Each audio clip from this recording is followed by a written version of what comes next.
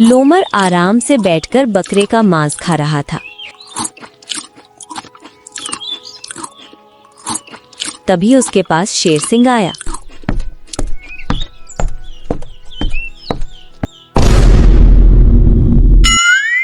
अरे यार, मैं थोड़ा पानी पीने के लिए क्या चला गया, तूने तो सारा बकरा ही खत्म कर दिया।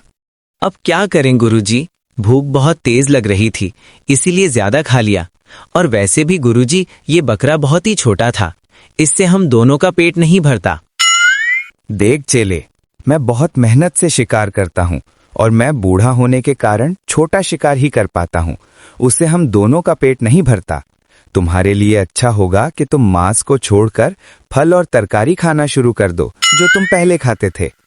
पर गुरुजी, फल और तरकारी खाने से तो शरीर में ज्यादा ताकत नहीं आती और कमजोरी रहती है। मांस तो मुझको मजबूरी में खाना पड़ता है ताकि शरीर में ताकत आए और आंखों की रोशनी बढ़े। अरे तेरी ऐसी क्या मजबूरी हो गई जो तू मेरे हिस्से का खाना भी अकेले ही खा जाता है?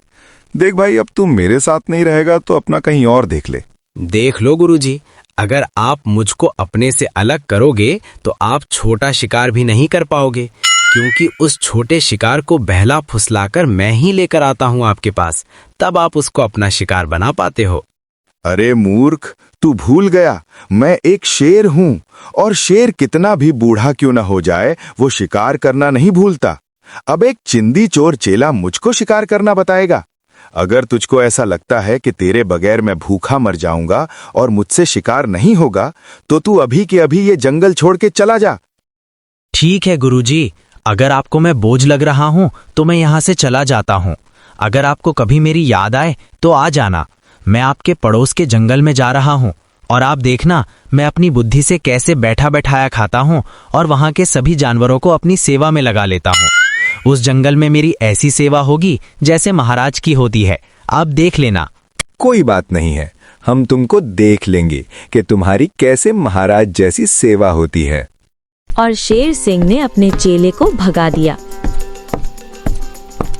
अरे यार, मैं गुरुजी से लड़ाई करके आ तो गया हूँ इस जंगल में, पर ऐसा क्या करूँ कि लोग मुझको बैठे बैठे खाना खिला दें। लोमड़ को एक उपाय सूझी और वो एक पेड़ के पास जाकर बैठ गया और उसने अपने पास खाली कमंडल रख लिया। अब यहीं पर बैठे बैठे मैं जानवरों को मूर्ख बनाऊंगा और मौका मिलने पर किसी कमजोर जानवर को अपना शिकार भी बना लूंगा। तभी वहां से एक हाथी गुजर रहा था। अच्छा, तो इस हाथी को मूर्ख बनाता हूँ, और वैसे भी हाथियों में मोटी बुद्धि होती है, इनको मूर्ख बनाना आसान भी है।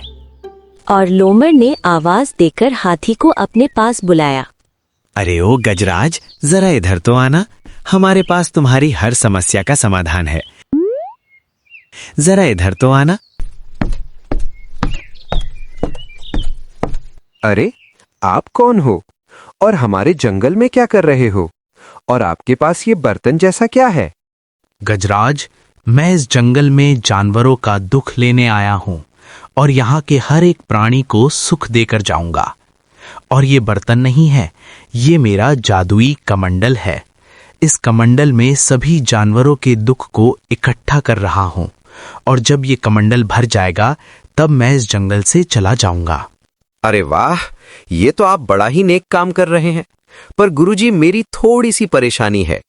कुछ मत बोल बच्चा, बाबा सब जानते हैं। हम परेशानी को बताने से पहले ही देख लेते हैं। हमको सब पता है। तुमने किसी के साथ भलाई की है और बदले में तुमको बुराई मिली है। तुम हर किसी के साथ अच्छा व्यवहार करते हो, बदले में तुमको बुराई ही मिलती है।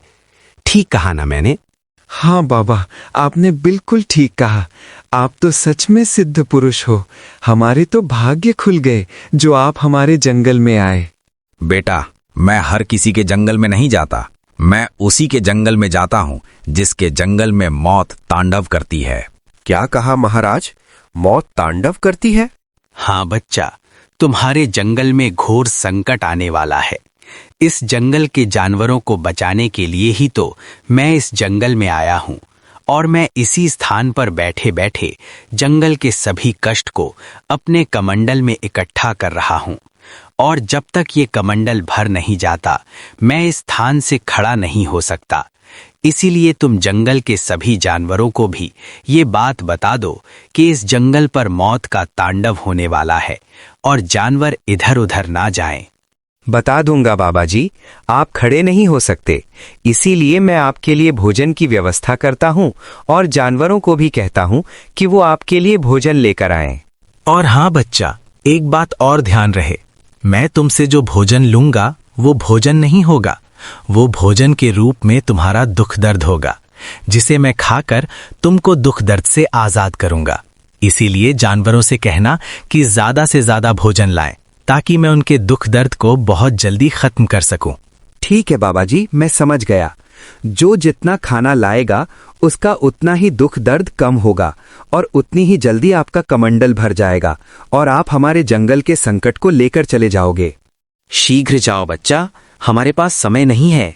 और हाथी बहुत जल्दी में जानवरों के पास गया। अरे भाई लोगों, तुमको पता है हमारे जंगल में एक बाबा आए हैं और वो कह रहे थे कि इस जंगल में मौत का तांडव होने वाला है, इसीलिए मैं इस जंगल में आया हूँ। और वो हर एक जंगल में नहीं जाते, वो केवल उस जंगल में जाते हैं जिसमें कुछ संकट आने वाला है। ये तुम क्या कह रहे हो? कौन करेगा हमारे जंगल में मौत का तांडव? क्या वो बाबा सच में सिद्ध पुरुष लग रहे हैं या कोई ढोंगी है जो जानवरों को मूर्ख बनाने के लिए आया है? नहीं रे, लकी ढोंगी नहीं है वो एक शुद्ध पुरुष हैं और उनके पास कमंडल है जिसमें वो हर एक जानवर के दुख दर्द को इकट्ठा कर रहे हैं। और जब तक वो कमंडल नहीं भर जाता वो कहीं नहीं जाएंगे और ना ही तब तक अपने स्थान से खड़े हो सकते हैं। उन्होंने ये प्रण लिया है, जब तक जंगल का दुख खत्म नहीं हो जाता तब तक बाबा जी बैठे ही रहेंगे। हमको तो उनके लिए भोजन का प्रबंध करना पड़ेगा। और उन्होंने कहा था जो जितना ज्यादा भोजन लेकर जाएगा उसका उतना ही दुख दर्द कम होगा और वो जीवन में सुख का आनंद मिलेगा। इसीलिए मैं तो बहुत सारा भोजन लेकर जाऊंगा। अरे तू ही क्यों रे, बहुत सारा भोजन तो मैं भी लेकर जाऊंगा, मुझे भी अपना दुख कम करना है। और अगले दिन गजराज ढोंगी सियार के लिए फल लेकर गया। ये लो बाबा, मैं आपके लिए थोड़े से फल लेकर आया हूँ, इनको खाकर तुम अपनी भूख शांत कर लो और अगर मेरे जीवन में कोई दुख हो तो उसको अपने कमंडल में भरकर अपने साथ ले जाओ। बच्चा, तू फल बहुत थोड़े लेकर आया है, इसीलिए तेरा थोड़ा दुख ही मैं इस कमंडल में डालूंगा और जिस दिन तू ज्यादा फल लेकर आएगा उस दिन मैं तेरा पूरा दुख अपने कमंडल में समेट लूंगा। अब तुम जाओ, बाबा को भोजन करना है। और हाथी वहां से चला गया। लोमड़ ने बड़े आराम से वो फल खाए।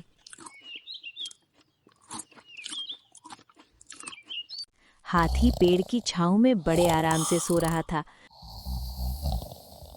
तभी उसको एक कड़क आवाज सुनाई दी। अरे गजराज, जाग जाओ, सोते ही रहोगे क्या? इतना क्यों सो रहे हो? जागो यार। अरे यार, अब मेरे सोने के ही दिन है। मैं कल फल लेकर गया था बाबा जी के पास और बाबा जी ने मेरे हिस्से का दुख अपने कमंडल में डाल लिया। अब मेरे जीवन में कोई दुख नहीं है। अब मैं आराम से सोऊंगा और अपनी एक शानदार जिंदगी जीऊंगा। अच्छा, तो आज मैं जाता हूँ और फिर मैं भी तेरी तरह आराम से सोऊंगा।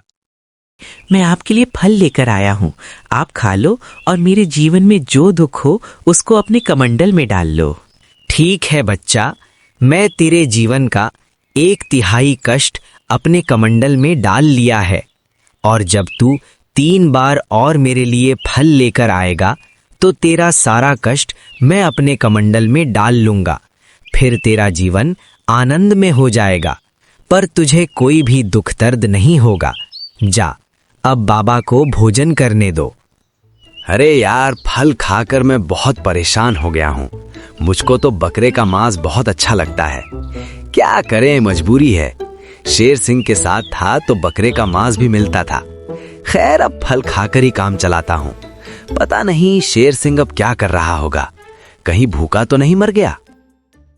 अरे यार, जब से मेरा चेला गया है तब से मैंने भरपेट खाना नहीं खाया है और ना ही कोई शिकार मेरे हाथ लगा है। मेरा चेला कैसा भी था लेकिन मेरे लिए शिकार तो लाता था। अब मैं क्या करूं? हाँ, उसने कहा था जब भी उसकी याद आए तो उसके जंगल में आ जाना। वो पड़ोस के जंगल का एड्रेस देकर गया था, वहीं पर चलता हूँ। और शेर सिंह अपने पड़ोस के जंगल में अपने चेले से मिलने के लिए चला जाता है। लकी गधे ने शेर को अपने जंगल में आता देख लिया और वो जल्दी से जानवरों को इसके बारे में सचेत करता है। अरे भाइयों, मैंने अभी अभी अपने जंगल में एक खूंखार शेर को आते हुए देखा है। अरे लक्की, तुम ये क्या कह रहे हो?